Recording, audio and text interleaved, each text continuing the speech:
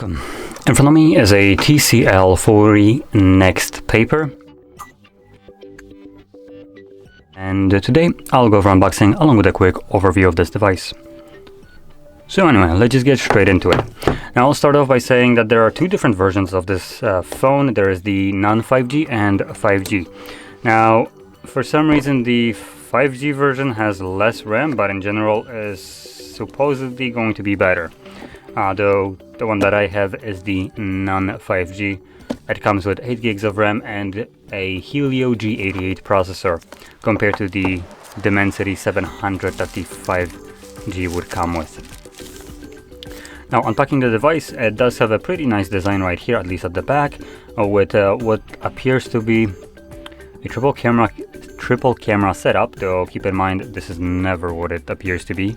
So in reality, for this device we have more like a dual camera setup. I'm not gonna count in a 2 megapixel macro shit camera as a usable addition to this device when it comes already with a 50 megapixel wide sensor, which will allow you to capture 2 times zoom pictures at a higher resolution and fidelity than the dedicated macro lens that can do shit.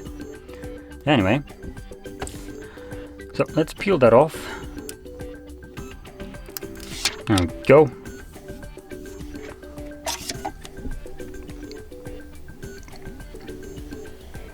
So turning it on, we do have this foil already on the device, I think.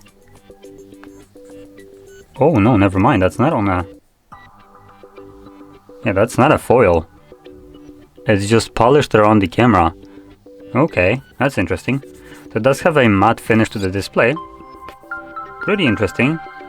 Now, based on the name, you would think that this is a paper ink display, right? It's called NXTPAPER, right?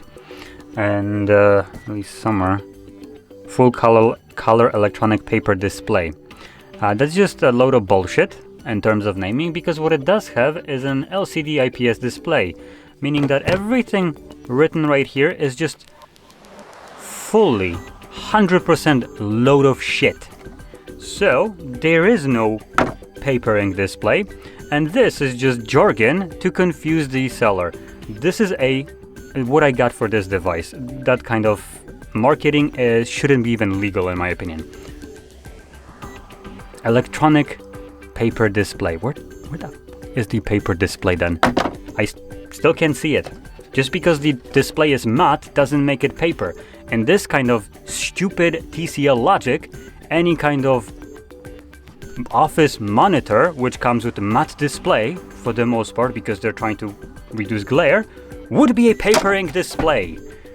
Shove that garbage up your 4 letters. Actually 3 in English. Anyway, outside of that we have a charger. It looks like they didn't skimp out on charger. So this is a 30 watt charger. Okay, so not bad. Type-C charging cable as well. So the brick has Type-C, phone has Type-C, and the cable is dual Type-C. So there we go. I just tossed that to the, there we go. Problem solved. Okay, now let's touch upon the disappointment of this device, meaning the display. So this is a, like I mentioned, LCD IPS display. There is no way in hell this is anything else. It is a 90 Hz refresh rate. I haven't seen a paper ink display that could run anything above like, well, they don't even run 60 Hz.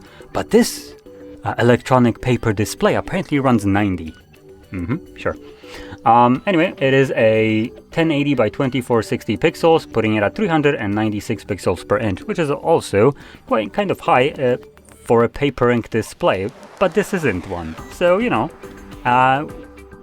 I think I'm not gonna continue with the paper ink garbage. It's already annoyed me pretty much as it can. So this is just a typical phone display that comes with a matte finish. And from now on, I'm just gonna refer to it as the, well, as such, which is just a typical phone display. So it has a standard display resolution. It's underwhelming in terms of screen tech, because it's not only not something that you we're probably hoping for, which is paper ink.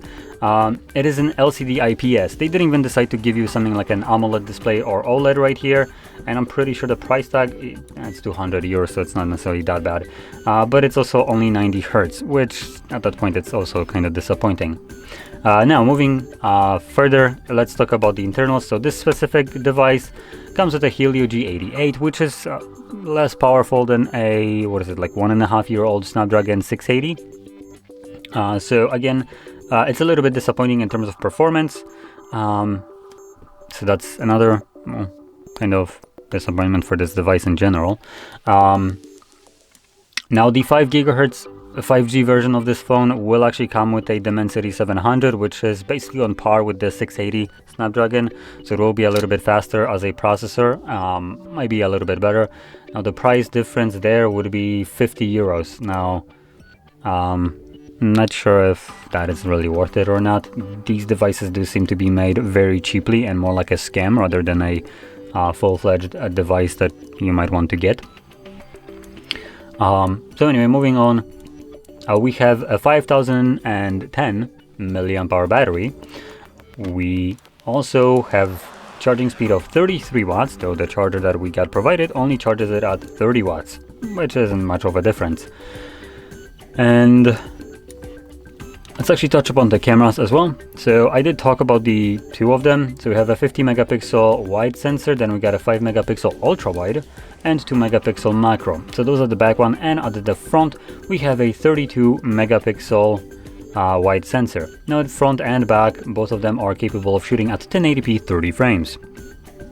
So then moving on to the outside, the build quality of this device is absolutely atrocious. I have nothing positive to say. It's a plastic frame, plastic back, and not only that, you probably won't be able to see it, but basically this plastic here basically falls into the frame, and it falls in a way that basically keeps a not very pleasant edge right here, actually almost all around.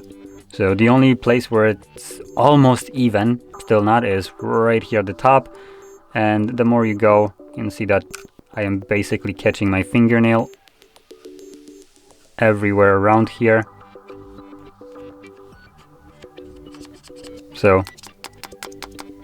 you can see the edge here is undeniable. And obviously when holding this, for instance like this, I can feel the edge just scratching my skin. Not a pleasant feeling. I don't care how expensive or inexpensive the device is, this is shit design.